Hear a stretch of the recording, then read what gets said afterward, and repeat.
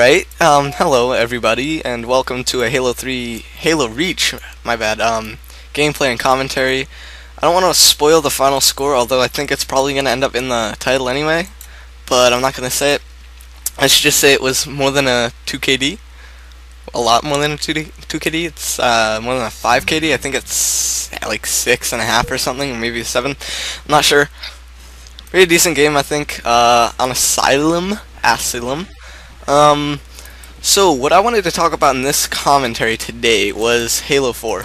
Now, I really am excited for Halo 4, and I do plan on getting it the day that it comes out.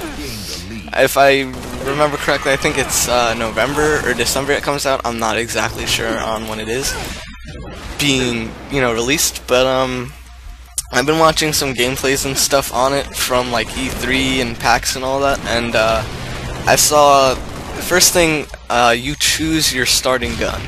Now, obviously it's not like Call of Duty where you create your class and you go through the gun selections, the different gun types, and then the different guns, but it looks like you get to pick carbine, assault rifle, battle rifle, and then you get to choose your secondary, which is like plasma pistol, pistol, needler, or something like that. I'm not exactly sure what they were.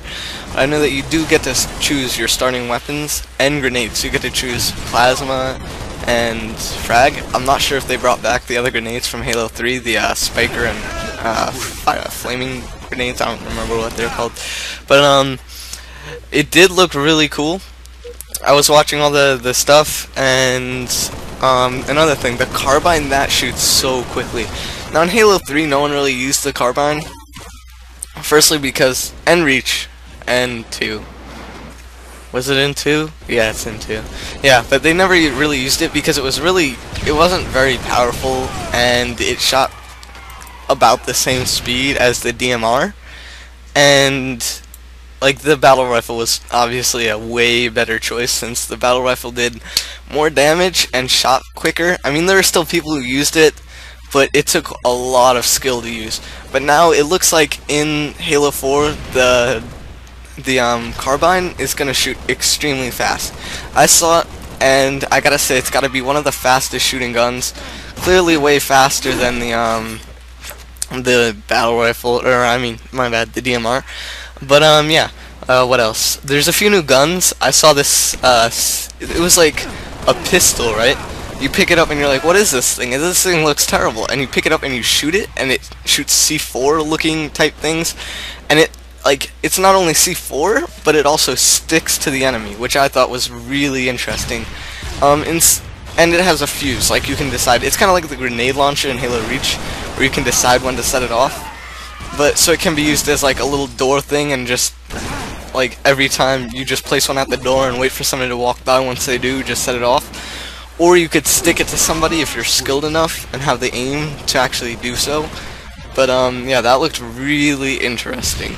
It looks like the perks are no longer, like, they're way different. I don't think that they actually even kept any of the same perks from Halo Reach, which I kind of like. There's no more armor lock. There's an ability very similar to armor lock, but it places a shield type thing in front of you, like you just plot a shield right in front of you instead of a shield completely around you. And I guess that was the equivalent, or the new updated equivalent to armor lock in Halo 4. What else? There was this heat vision type thing. You could see through walls, see the enemy through walls. But it wasn't like that. It was like you could see the enemy, but it was like a red outline of them. And it did kind of blur your vision. It was kind of like if you've ever played what was that Halo? It was after 3. I don't remember what it was called, but it was just campaigning and had the same multiplayer as Halo 3. But so in that, there's this thing you could pull, and you could see pretty much like the enemies were outlined in red, teammates in green, that type of thing. Pretty typical, right? But it was like that, but it works through walls, and that seems to be really overpowered at the moment. I don't know if they're gonna like weaken that or what they're gonna do with it, but it looks really awesome. What else? Oh, everybody has sprint. From the second you spawn, you are spawned with sprint.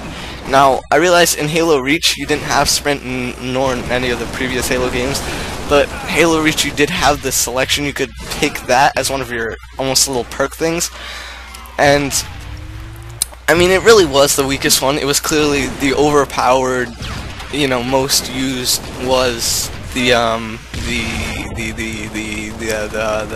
lock. Yeah, armor lock. My bad. Brain fart. But yeah. So obviously everybody used armor lock, right? Because it was clearly the best. It just outdid all of its opponents. But it looks like now you have sprint, and you can choose all of your other perks as well. So you have sprint and one other perk of your selection. You can choose your classes, not classes, but your starting weapon and starting secondary weapon and starting grenade and perk. So that looks really, really interesting. I'm interested in seeing how they're gonna pull that off. The all these different selections. I saw a screen that looked like the loading screen, where you know, choose your starting weapons and all that, or something like that, of that sort. I'm not exactly sure if that was that's what that was, but it looked really, really interesting. A lot of different choices you can make, a lot more than obviously Halo, where you have the 4, or Halo Reach, my bad, where you have the 4 choices, just the 4 perks. And in some game types less than that, because obviously some, like Slayer Pro, you only got sprint like that.